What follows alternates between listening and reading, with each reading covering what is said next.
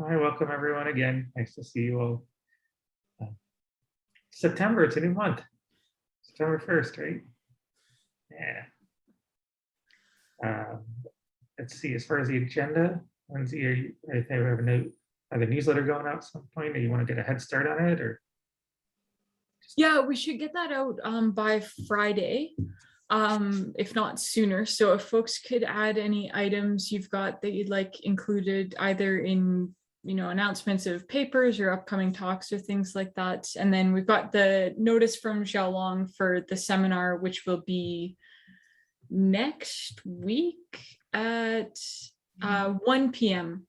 Pacific on September 9th. Yeah. Looking forward to it. So yeah, so please add your items ideally by Friday morning, and we'll get that out.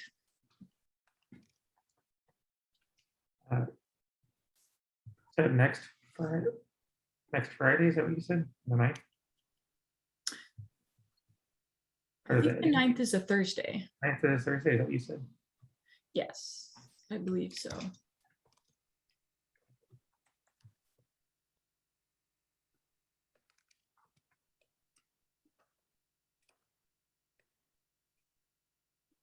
Cool. I don't have any other agenda item for the meeting, so let's click it for a second. I pushed out that 0.15.1 last Friday.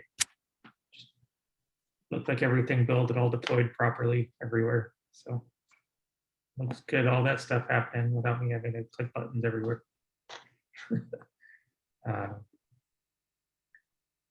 Been doing a lot more class prep. I've been going through the GPG stuff, updating all the binder links for everything. It's all working now. I just need to get it deployed. And then while I was waiting for things to run, I went back and did some more stuff with the simplex message. So I got the derivative matrices working for them. It just took a little bit of rearranging. It wasn't quite the same because it was easier for me to do it in to do every cell and then to order it by dimension quantities and then by cell. Whereas every other mesh that we do is all of the X cells or all the X vectors and all the Y vectors and all the Z vectors. For the way it worked, it was just easier for me to do it the other way. For this, it only happens internally, so that's why I just had to read. It doesn't matter on the outside. It only happens internally. It just took a little extra thinking compared to what was already there. So it happens all quick. I just do it by.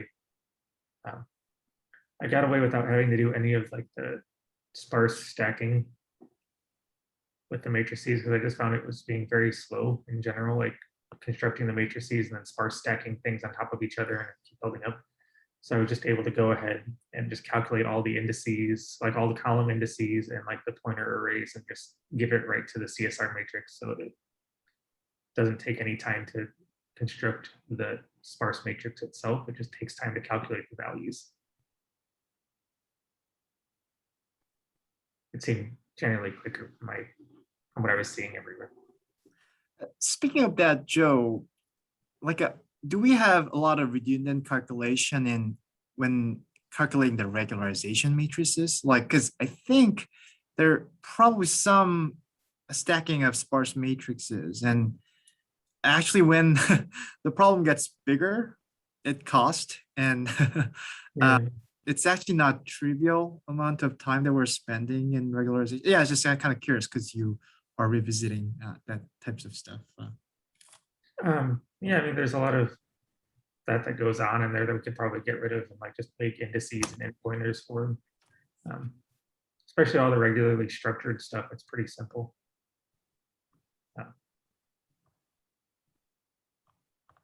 Yeah, it definitely a thought to move forward with some of that stuff to speed it up, but I know it's non-trivial and it does take time, but just it's not usually where most of the time is spent, although that's true.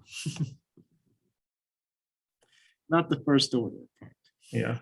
Yeah, and the bit save up to us if in the optimization, if we store the if we store the operator instead of always calling regularization, that's a major save up.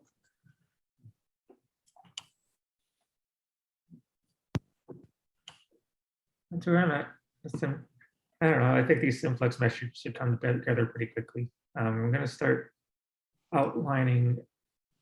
I started like outlining some of the like the discretized paper in general for people who here are interested in being a part of that. The thought is that we're going to just have like a bunch of parallel examples that we can use on all of the mesh types. So just, or at least as many mesh types that is applicable as possible to see them through and show how you can use them to solve them. Like show different topography examples. And then also discuss more of like the implementation details of like the tree mesh and yeah, just to kind of get there and show GeoDiscretize being used and show how it works. On a slightly different note, so I actually was asking a bunch of questions to Joe about the complex derivative last week. And maybe that's not like everyone's interest, but I was hoping like a place that we can share that kind of things, like actually fund like the detailed implementations. And like honestly, I was trying to find that kind of solution that I was curious for a long time. And that was not actually easy to find. And I'm not sure actually, I'm pretty sure it exists and people have done that, but it's not readily accessible. So at least for our SimPEG development, if there are like a very detailed, some sort of implementation details, and if we want to share, I hope that we could have a place to kind of post, because I think Dev is doing a great job making tutorials and documentation, but sometimes like it's hard to go into details and actually show everything needed to actually implement. So yeah, it was just a thought, but I was curious what other people think, what could be a potential sort of media or place that we can share those kind of ideas.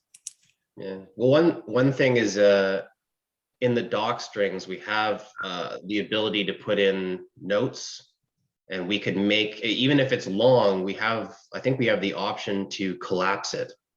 So I am trying to put in those details, like the full, say, starting from Maxwell's equations and getting to the final discretized system that's solved, to really do that in enough detail. And but then you can just collapse that section so you can look at the underlying theory if you want. And yeah, that'd be super useful. I mean, it kind of puts it in the right place. It's sort of when you'd want to be finding it anyway, and then you just expand it if you really need the details. Right. That's one option. Yeah. Right. And I think we nicer having a separate place maybe. I think we was that with you, Dom, and with and Evan, that we had that conversation of like how much detail we want in the documentation or at separate place. I think that was for like maybe for the discretized package or something. Like I cannot really point it, but one thing I'm thinking to like, so yeah, I really like your curve note. So that was like, for now, it was a nice place to have it, but maybe not, maybe public enough. That's true. I'm just thinking of also like we still have that computation.geosci.xyz website that's fairly empty, but that will be also a place where we can, like, on top of the documentation, it's a place where we archive in the read the docs all the implementation. Right. Yeah, I guess I would still support having all the underlying math to a sufficient level collapsed, but in the doc strings, because there's a whole bunch of times where it says, okay, this is how it is, this is how we implement it, here's an example, and then we go, yeah, but like, how did they do it? What are they solving? Mm-hmm. And you know, one of the details I found recently was how you construct your right-hand side when you're doing source terms. And there was just a couple little details in there on how you're doing it that I didn't really understand until recently. So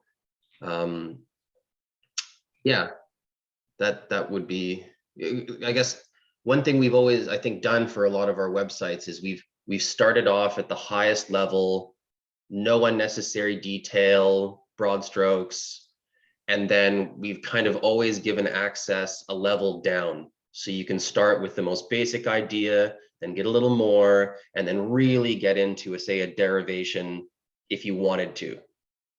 That's sort of been the way we've done things recently. I think we could do it here. Yeah. So like with that, like Soggy, like we were talking about there, like that like that, those derivatives, like the derivatives could go in like the notes section for the receivers. Like, oh, if it's this. Yeah, I think that for this, for that specific one, I think that notes idea seems better because like it's very specific to a specific receiver type in for instance, a frequency domain problem. So yeah, I would go in that way, but also, but Thibaut's suggestion could depending upon, I think that depending upon the topics, I guess. So if that's like directly SimPEG related and relevant to SimPEG documentation, we could put it in, but there could be more sort of general like ideas that we want to share, then it could potentially go to computation.geosci as well. Mhm. Or the inversion module for that. That's matter true. too. Yeah, That's true. I think we should think about the computation and the inversion module, but that's probably a separate conversation of how those fit together if they're one thing or two. But we can table that for later. Right. Let's get through some of these quick reports, then we can come back around to this if there's like at the end. Theater, Saki, see SimPEG EM 3D stuff. Yes, I know that. I actually have a quick question before to you, Joe. The interpolation matrix in discretize, was it always in Cython or is that something newer? It's been in Cython most of the time. Yeah, I think it's been Okay, then it's my bad. Yeah, I just did run some tests on memory if you use those for the big CSCM examples, and it was totally fine. And I thought it uses purely SciPy sparse matrices, but then I realized that under the hood it uses Cython. Then I realized why it was fine, because it uses Cython. Cool. So that's good. So I might actually use more straight off discretize, because that's what SOGI implements, and it saves you a lot of code. So that's much better. So Peter, are you going to replace your interpolation with the discretized interpolation matrix, or no, that not, because now I still have the option to have cubic or linear, and I don't think that's in discretize, right? We don't have a cubic option yet. We might be like, you can simply add it for the tensor meshes, but that's easy enough to add. But the difficulty, Joe, is the derivative then, right? Like, do we have, it's not well defined, that's right? It's still a linear operator. Even if it's a cubic interpolant, it's a linear operator. So we don't have to worry about derivatives. Okay. So it's actually just a linear matrix, P. Yep. Cool. It just takes a few more things into account. Huh. So if that happened, then my answer would be yes, Sogi. Although it probably will need some fiddling, probably not without a use case. Let's just say if it works, then don't touch it. But yes, I think Sogi and I, we think we're at the point where we are not too far off pushing our changes to main, both on EMG3D side and on SimPEG side. So I just removed the draft status and the pull request that I linked here. And if someone could look at it, maybe someone else than the two of us, to give an outside view also what we, I'm actually not sure if it's the right place for the file and the right naming, or if it should be rather a mixin or something else, because it involves outside code. Yes, so just ideas would be great. Yeah, and then there were some, like a few generalization that we had to make, like expansion of the data class to handle complex value because it was fixed to a real value. And also some of the receiver type is hard coded into orthogonal direction as well as the source. So those kind of things were like we had to expand like using like azimuths and elevation to handle. So I think there are some interesting kind of components that we can basically expand our SimPEG module as well. So yeah, it would be great to get some feedback from the forums. So I was actually surprised that our real world example, like the SimPEG can handle real world example with the just XYZ receivers. yeah. Good. So speaking of like the derivative stuff, Soggy, I was like, when we were going through it, I just found it really fascinating myself, thinking that like how I was talking, like the side effect of everything that we were looking at was like that you can't get a complex resistivity, like you can't do a derivative with respect to complex resistivity of a like amplitude measurement. Mhm. So like if you have like amplitude and phase measurements, you can't really invert for complex resistivity itself. And it's a really weird thing because it's like it requires, like you have to do complex differentiation, right? And it's all fine everywhere else because it's all linear operators from like the complex resistivity all the way up to when you do that last transformation to go from the complex number to like the to the amplitude or phase. Like that part itself is not complex differentiable. But then like a Joe, can we use basically same strategy, like break it apart, that complex resistivity as a real and imaginary, and find whatever equivalence? I don't think it works like that. Okay. It's still a complex, like you're still representing a complex number. Hmm. It's a weird thing too, because it'll trick you by passing a derivative test, like the derivative test that we have. But it's a thing where it's like, okay, so let's say if you have an absolute value, like you have the function absolute value of a complex number.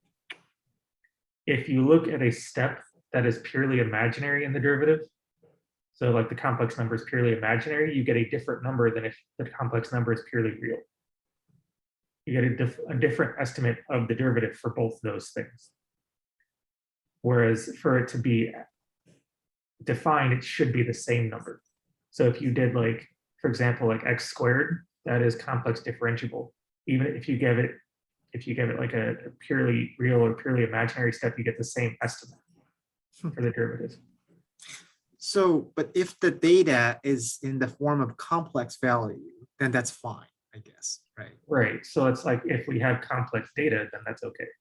Like I feel like that'll be okay. Yeah, that's Interesting. That's odd. I think I need to expand my derivation to that complex when the model parameter is complex value. I think that's probably sort of complete. It'll be weird. Yeah. I just have a feeling it probably won't work converting for complex resistivity from amplitude and phase. Yeah. For that reason, like you might get an answer, but I don't know if it'll be reasonable or I don't know what'll happen. Well, we'll implement at some point and test. Yeah. Okay. Moving on. Devin. Yeah, I took the first set of my code validations and built a Jupyter book with that locally. So if there's time at the end of the meeting, I'm happy to show you guys what I've got so far. Yeah, seems to be going pretty well. So continuing with that. And I guess I had one question for anyone who's working on EM stuff. Maybe this is a question for Dom, but we have Dask implementation for potential fields and DCIP on main branch. But you guys have also been working on that for, I think, the MT problem. And I'm wondering if you've done that for, say, FEM and TEM. I think we talked about this once. There's only TEM that's left to be done. The FEM should be implemented. I'm working Yeah. on the merging of the latest main onto our research branch right now. So I'll push it by the end of today if you want to have a look at it. Yeah, I guess I'm wondering if I wanted to just do like some standard airborne FEM problem on like a tree mesh or something, what branch do you suggest I work on? And is there anything that I need to do to get that to run? Obviously, it's going to be a pain. We're not going to be able to merge that branch straight in. We'll need to do it by part, but I think it would be nice if you can work off the TALT simulation Right. branch, because then if time domain is implemented and it works, then we have like, all the methods are implemented and we know that it's a general approach. So yeah, if you want to try like branch off and then just try to implement it on time domain, then that would be optimal. Okay, but you're doing it with tile. I'm just doing it with one mesh for now. Yeah, it doesn't matter. It doesn't matter tiled or not. It's just the idea of storing J's, right? So that DAS can pipe it. So it doesn't matter if you have multi meshes or not. It's going to be the same. Okay, what branch was that again? 1 sec. I think I did it once before. It's tiled simulations, tiled dash simulations. Tiled simulations. And that's good for time domain EM, but not for FEM. No, other way. So, the frequency and natural sources are implemented, but not time domain. Okay, yeah, that makes sense. Okay, cool. That'll be good. So I can work on the next set of these. That's about it for me, and unless you guys want to see that website, but maybe we'll leave that to the end after quick reports. Any other quick reports you want to bring up? No, not right now. I just saw, because Tom, you replied, your plant is getting out of order. Your plant is taking over your room. It looks awesome. Yeah. I wasn't sure if I wanted to put a plant here. I was like, yeah, I have that vine. I'll just let it grow on the wall. It'll be there eventually. Yeah, eventually it will come down. So just as a quick report, I put it in last week, spreadsheet, but I could not join. Unfortunately, I had like big internet issues, but so just wanted to mention that this week. The state of the MAG PD code and the fact that it's actually only working on tensor mesh.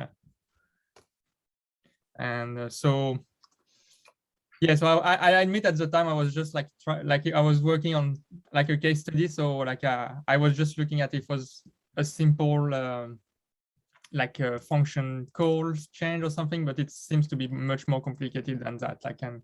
I still have to go back to Peter Leliev thesis to really like fully grasp all of the problem of the. It's mostly a boundary condition problem, and there is so I will need to go back to that to refresh my memory on that, and also, yeah, there is probably a lot of work that can be done there to update it to the same level as the other EM codes.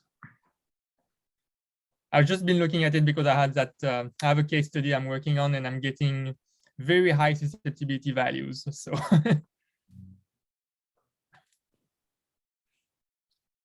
So I don't know if there were like some thoughts on that. I don't know if I'm gonna be able to work on that in the very near future, but it's maybe just like something to like an item to put in the to-do list for the future.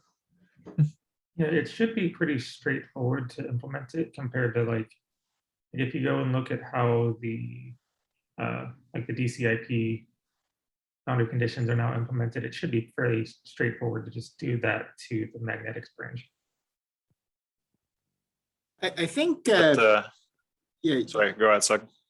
You probably don't need to follow like what Peter did, like this congruous boundary condition, assuming whatever sphere solution, use that as a boundary condition.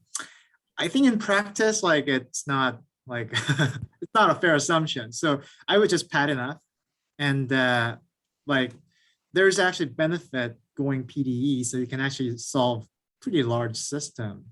Either like even with the direct solver, I think you can solve pretty large system, like a couple million cells, so relatively quickly. So unfortunately, those like Laplacian solves for the magnetics and stuff are very well.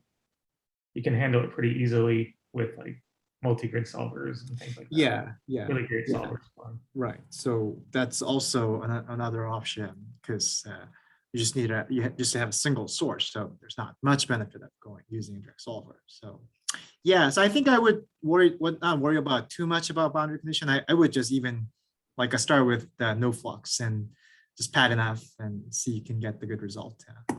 Yeah, that's what I was thinking for. Like first, like if you pad enough, you can probably do a Neumann boundary condition. But then I was talking with Joe and Dom, and both mentioned that the boundary condition was more complex with non-zero Neumann. So that's where I like left the problem to still focus on the case study. But yeah, I was like, my first thought was like apply pad enough and use zero Neumann. And potentially you can actually use the exactly same sort of form that we used in DC, and just substitute the sigma to mu, and probably that's already done for you, I guess. And then you just need to handle the data, definition of the data, I guess. Yeah, it should be pretty. Well, unfortunately, but Right, unless you and that- detrend, you always detrend your data, right? But most cases, it's not going to be like a zero boundary condition. But anyway, you can, yeah, space for testing.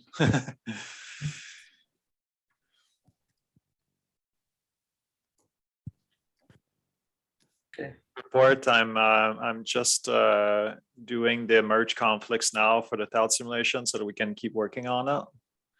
And I started doing a little bit of brainstorming on taking out the properties off of regularization and standardizing it, but it's a little bit deeper than there's a little bit more work than I thought. So I'll keep plugging away at the end of the week on this. Yeah, it could be worth having a chat just in general about how, like, what kind of plan we want to have for removing properties from SimPEG and things that people think, like what we want to be able to reproduce with our own stuff compared to like what properties is doing right now. Because like properties does have a little bit of does provide some serialization, but I don't think any of us have really ever really made use of it too much outside of saying that we can do it.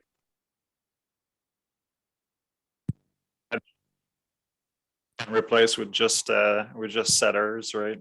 I mean, Yeah, but I'm just curious, like if people have other thoughts on. I have found the serialization useful when like running a job that I'm going to kick over to the cluster, but want to set up kind of interactively, is basically looking at the mesh and then just serialize it, save it, and then have a little Python script that'll run things. So I think there is value to being able to do that, but at least from sort of my perspective at this point, you know, being able to, like, I would be fine with us sort of sacrificing serialization for now and sort of strip it out and then figure out what the best road is for serializing later. So we still have like serialization and discretize still works. Like when we switch it over, like that still works. I was just curious how much we were actually using it in SimPEG itself, like the SimPEG functions, because they weren't. I know a lot of classes had issues being serialized and unserialized. And I'm just curious if people actually, like how often that was getting used.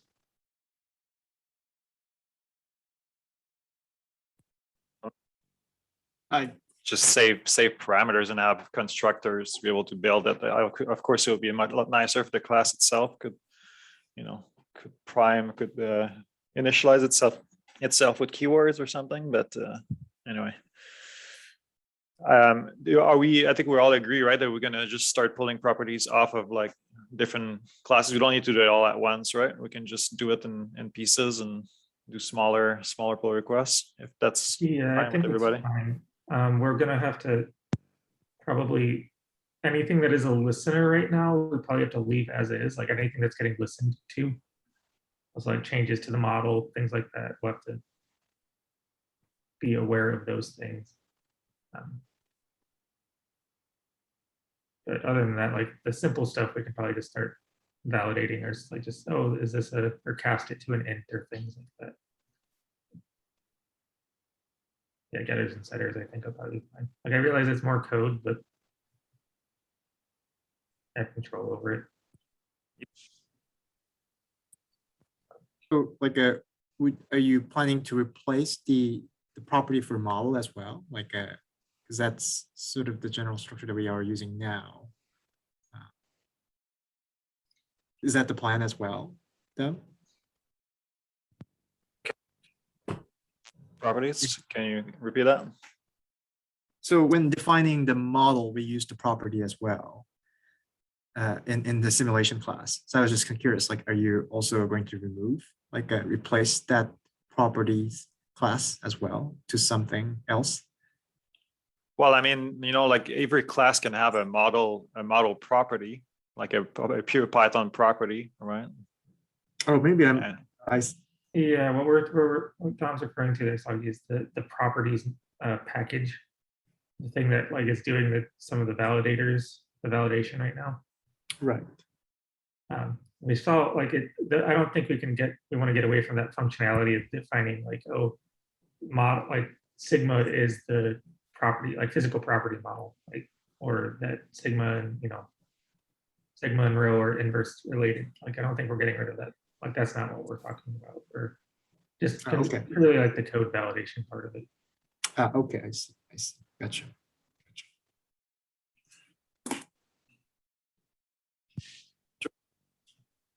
right, is a fancier getter and setter, basically, than pure Python add property. I mean, there's no reason we can't revert back. Yeah. There's also another option is a Pydantic, but they don't support like complex value things, so it's a little bit rough. Or at least they don't support NumPy arrays. Sorry. Yeah, I know there's I guess like a desire to use certain packages to make our lives easier from a development standpoint, but there is something to be said about ensuring that things are stable.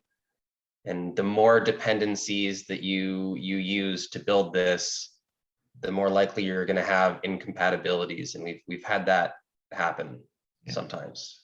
So it's like the properties itself is not maintained anymore. Like it's not maintained. Pydantic is very actively maintained. Like it's used by a lot of things, and it takes advantage of. So Python has like newer versions of Python have this like type suggestions, type hints that you can provide. Like when defining functions, it's pure Python. And then Pydantic like looks at that and then also does some validation with that. But, yeah, just another option I've been playing. I haven't tried to use it. I tried using it with Discretize and didn't quite do what we needed to because of how we was interacting with Python classes and stuff. It wasn't quite working properly for that. So it's easier for Discretize just to get rid of it all and do it ourselves.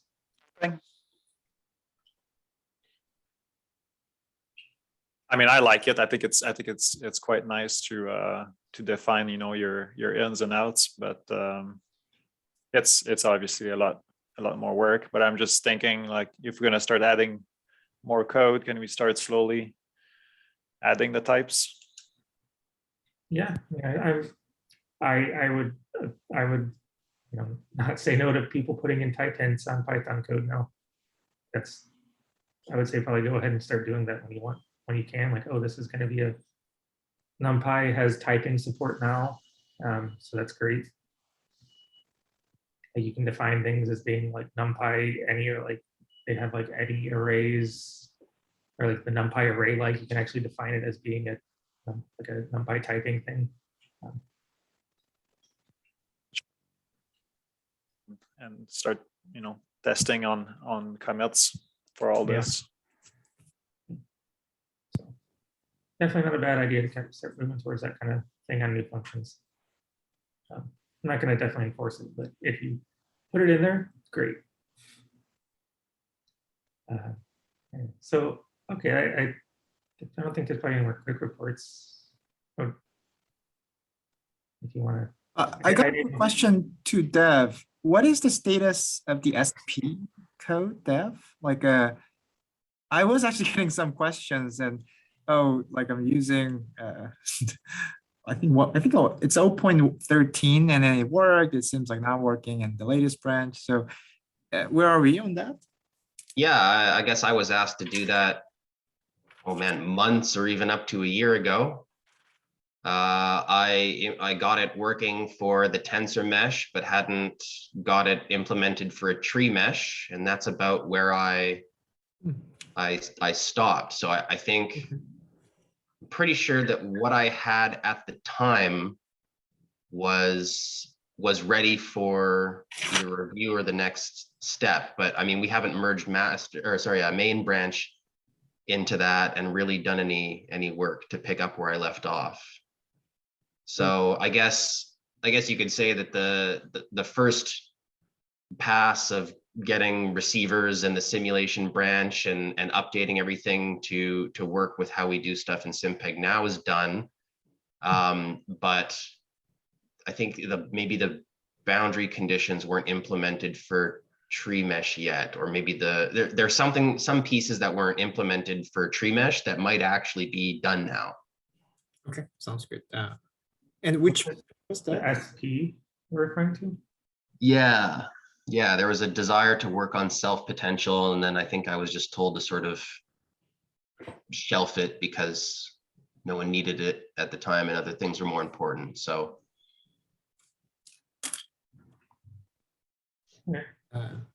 What is the name of the branch, Dev? I've got to take a gander at that, but I will find out for you. Yeah, if you can just send me a name of branch later, that would be great. It'll just take. I mean, it probably is called. It's called update SP to simulation.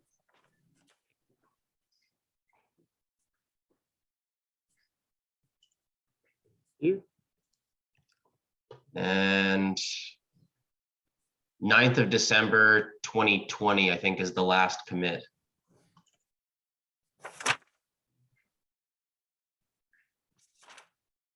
Okay, sounds good.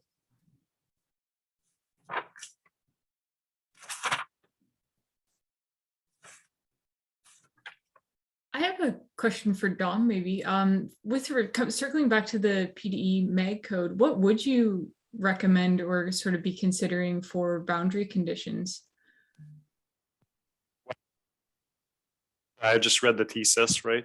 Peter's thesis, and the issue is that if you have large regional fields that are beyond the extent of your data, Yeah. then technically what's inducing the field is not just the earth, is what's around it.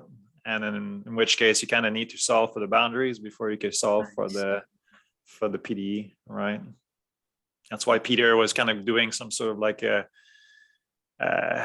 equivalent sphere, if you want, to be able to figure out what the boundary condition was and then be able to solve the fields properly after inside. But I haven't experimented much. I just know that's an issue. It's not like DC where the sources are known and everything is inside the mesh. Now things are further out, so it's a bit more complicated. Okay. Yeah. I don't know. It's a nice research project. someone should look into it. Cool. Okay. Thanks, Dom. But the generally regional is known, Dom? It's unknown, right?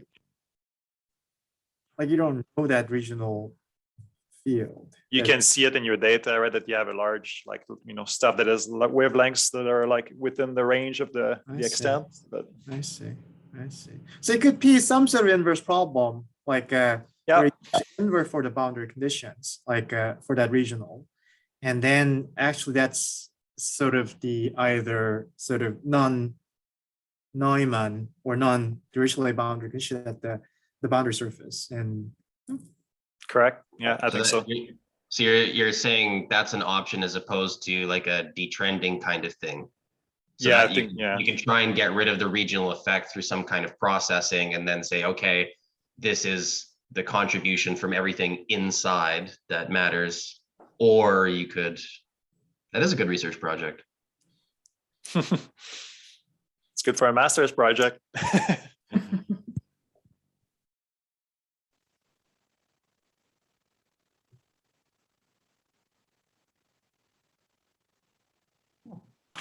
And surprisingly, that source inverse problem actually works quite well. It's like, I mean, it's more of a linear problem then, right? Like just looking for the source. Yeah, it is a linear problem. So it's like a little bit easier. It's basically what a gravity inversion is, looking for the source. Yeah, yeah.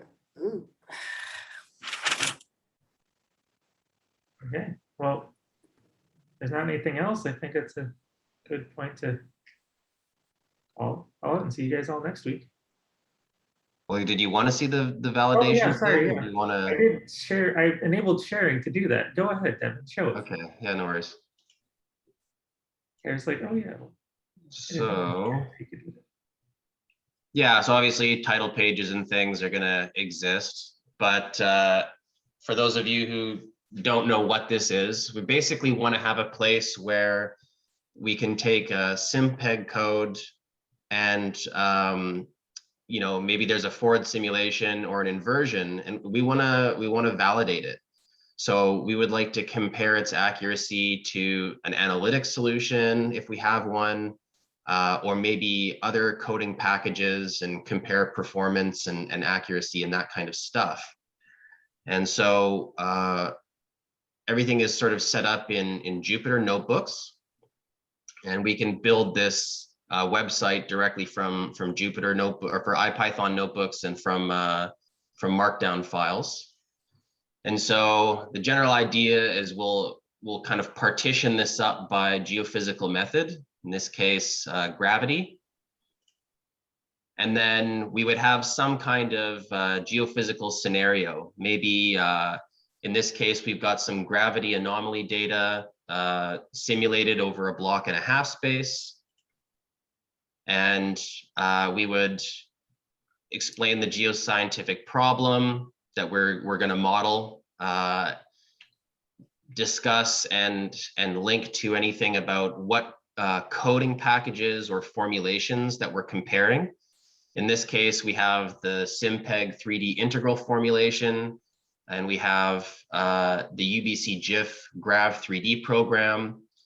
When Thibaut's finished with, well, I guess for MAG, when Thibaut's finished with the 3D formulation solving on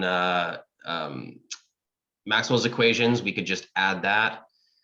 And I've collapsed any kind of longer Python commands, and we'd plot the scenario. So here's our little block. Here's an image that shows our data coverage. And then these are the results of simulating the data.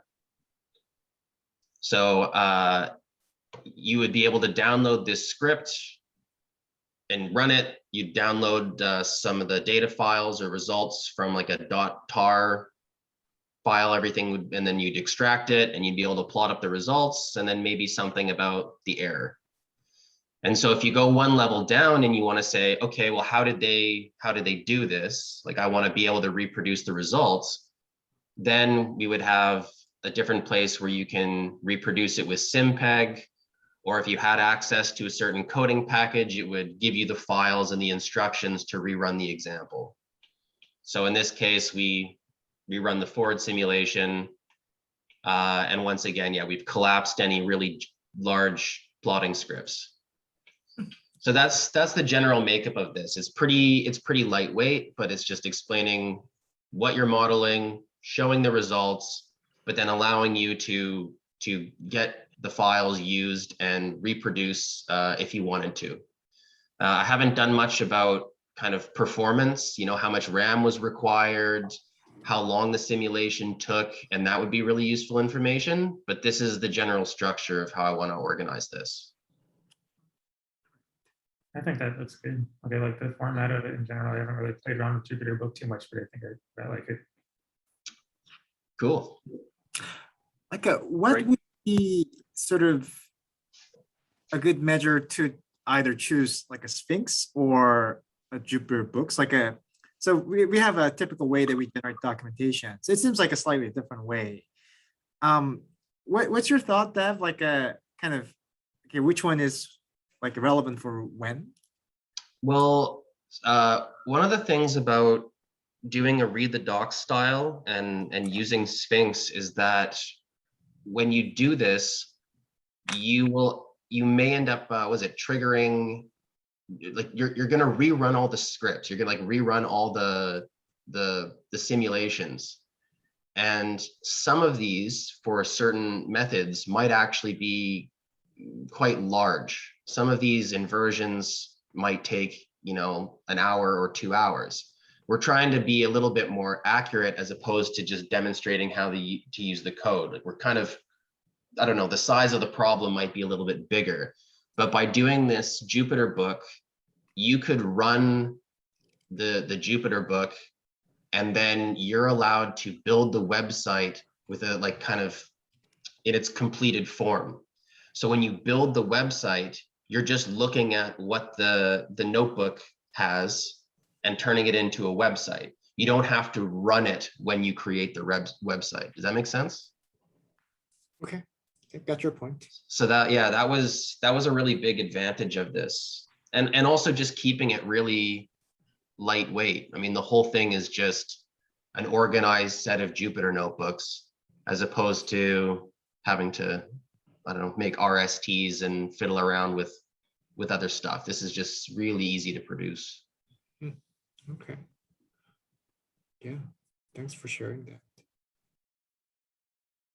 Sphinx does a good job if you really like, I mean, it's meant for code documentation and it's more configurable. But Jupyter Book, I mean, if this really is sort of a collection of notebooks and markdown scripts, and so tying those together is that's what it's kind of meant for. So it seems like a nice fit. So it's cool to see this coming together, Dev.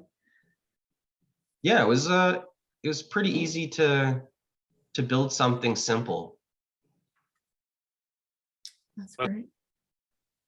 It's possible, just a note though, to if you're gonna build docs and with Jupyter notebooks, it's possible to save the state, right? And then they will just build it from the state of the so let's say you would run it locally, save the state of your Jupyter notebook, and then it would, when Sphinx compiles it with NB Sphinx, it just send it to HTML as is without running it. Yeah, but I'm just saying it looks great. I would say keep going. It looks good that way. Yeah, but you basically nailed it. So I mean, you could run it somewhere else, or you can run it once. I find when we do it with Sphinx and you're trying to maybe do like a clean build or something like that, you're rerunning all of the scripts, and after a while we're going to have all these methods, multiple tests with all of them. The thing will take forever to build it once, whereas this, okay, I've just added a new notebook, let's just add that to the notebooks we have, and then it'll just build it from the state. So that's a major advantage of this. Like it. Still probably worth having then a schedule to rerun it every quarter year or every 3 releases to ensure that they still run. Oh, definitely. Yeah. Do we have a repository started for this, or is that something we should do? No, I haven't done it yet. I'm going to add a few more of them, and then we can come up with a plan for that. I guess I'm just at the point of transferring all my code validations over to this way of building the website. And then once I have that first set, that would be then a good time to get feedback and then come up with a plan on how we want to archive it and make it available for everyone.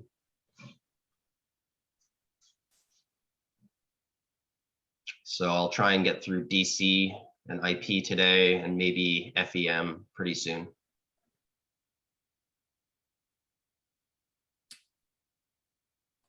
That sounds great. Yeah, and we can get a repository going. I mean, if you would like to commit what you've got already, we can get a repository set up like today. But if you want to just keep plugging away, we can do it afterwards. It's up to you what you would like order of operations to be. Yeah, I'll chip away, and I think I want to bring over what I have now and then build it once and say, okay, this is what we have so far. Just because I don't have to really like adhere to committing, and it's more free. Sure. So I'll do that for now, and then in the near future we'll really kind of establish the first draft that everyone can play with. Like your example is fixed, right? You're not gonna want to rerun those after. Right? No, I mean the whole idea is that once it's done, I don't ever want to have to run it again. Yeah, well, and there's also the matter of where we're storing all the files and how much we want to store. So like for say UBC's Mag3D code, we want to give you the files that you would start with, and then maybe the final model or the final predicted data. We don't want to zip and store the sensitivity matrix because that's huge. So there's definitely some decisions on that end. And we have a place, I think it was somewhere on, it's like a Google Cloud or a Google something, Lindsay, that I think you'd put as a storage place for the assets we use in the SimPEG's website for all our tutorials and our examples. We'll need a separate place for this because we'd love to be able to basically download a zip file. The script is going to open it, load all the assets in, and then display it for you, and try and keep these notebooks pretty short. Yeah, I think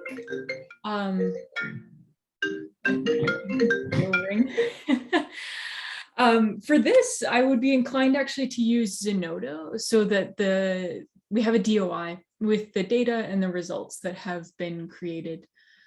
We can certainly have it in both places if we want to try it out from the Google Cloud, but I think it would be really nice to have a DOI with this and kind of have it be a little more discoverable, because right now anything that's sort of in the SimPEG storage bucket isn't particularly discoverable, which is fine because they're sort of random files that are only really tied to the example. But something like this that is kind of a collection of results, but it seems like Zenodo might be a nice fit for that. So we can explore that. Yeah. So there's definitely some discussion on the format of the input and output files that people really want, and where we want to store them, and how we want to download them and run them when somebody wants to rerun any of the notebooks. So yeah, I still just have a lot of work for, say, partitioning and getting the first draft, and then decisions can be made. That sounds good. Okay.